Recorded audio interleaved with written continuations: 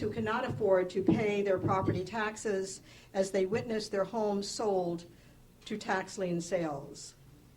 We are treading in waters which could ultimately sink this nation.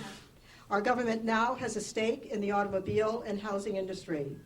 It has purchased greater than 80% of all of the mortgages issued by Fannie and Freddie Mac. There is a concern that homeowners could fall behind on these mortgages in greater numbers than the current 9.24% default rate. The Federal Reserve's balance sheet is now $2.1 trillion, up from $800 billion a year ago. 1/3 of the Fed's balance sheet is weighted down by $625 billion of troubled mortgage-backed securities. We know the problems of the past, which have brought us to where we are today.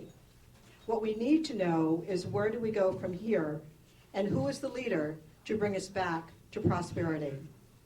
I want to thank all the candidates who have agreed to speak with us today and to let us know where their vision for the future and their plans to get us there.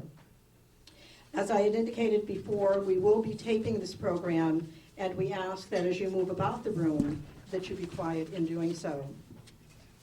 I'd like to begin the program with introducing Peter Schiff, who is a graduate of the University of California, Berkeley, where he studied finance and accounting. Subsequently, he joined Euro-Pacific Capital, which he built into an industry leader in international investment strategies with 6 offices worldwide.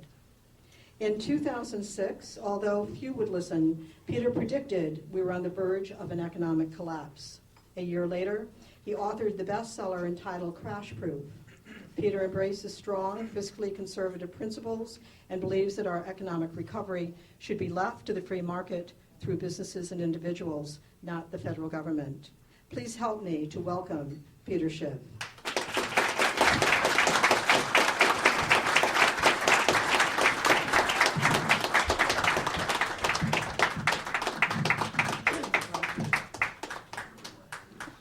Thank you. Thank you. So am I holding this microphone on? Or is it, let's see. Anyway, you can hang it up there. Let's see. Maybe put it over the top here. So this is what happens when you go first. Sorry. All right, is that? How's that? Good. Well, all right, can everybody hear me? Yes. All right, great. Well, thanks everybody for being here. You know, I speak at a lot of events around the country, around the world. I speak at economic conferences. I speak at investment forums. But this is actually my first political speech. And I was actually told I was only going to have 5 minutes. So I guess I'm going to be improvising a lot because now I'm told I have 20. But in any event, just a little bit about my background, and I'll get into why I'm seeking elected office. I was born here in Connecticut, in New Haven. My father was born here, and my grandfather emigrated to this country in 1910. He was a carpenter, and he actually worked on the Yale Bowl. I lived in the state as a child, but moved out in elementary school and moved around the country. I spent most of my life out in California, and that's where I established my company, Euro-Pacific Capital. But I relocated back to the Connecticut area in 2004, and I moved my company from Newport Beach, although I still maintain an office there, and I moved to Darien, and I've since moved my headquarters to Westport, Connecticut. My firm, I mainly deal with individual investors. I don't deal with a lot of institutions. I deal with some, not with hedge funds. It's mainly retail investors, just like the people in this room, like the voters of Connecticut. And unfortunately, based on the policies that have been pursued in Washington, both by the government and by the Federal Reserve, I found it necessary to advise my clients to invest their money abroad. I'm not just using international investments as a means of diversification.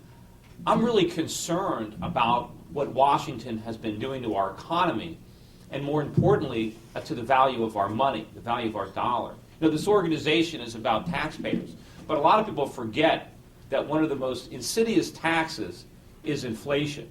And that's the tax that I've been trying to protect my clients from, the debasement of the value of their savings and their investments. So I've had to buy stocks around the world. I've bought corporations. I've invested in debt securities, corporate debt, government debt, all denominated in foreign currencies. And unfortunately, I've had to advise my clients to buy a lot of precious metals, a lot of gold and silver, to try to protect their wealth from what's been happening in Washington. Which probably, you know, brings me to why I'm running. You know, rather than simply observing as a spectator what's going on in Washington and trying to protect a few Americans, I think I have about 15,000 clients, but instead of trying to protect them from the misguided policies in Washington, maybe it's time I actually went to Washington and tried to do something about it.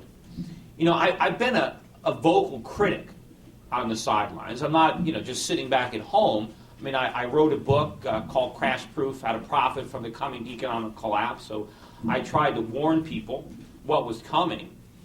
I went on television. I've been going on national television since 2005. I've been a regular on CNN, on CNBC, on Fox, on Bloomberg.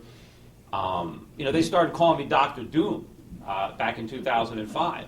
And I was on television when it was very unpopular to talk about a coming economic collapse. I mean, nobody wanted to listen to me. People were more interested in making fun of me than taking me seriously. But I persisted, and ultimately, the facts have vindicated my forecasts. But what troubles me more than what's already happened is what I see that is going to happen.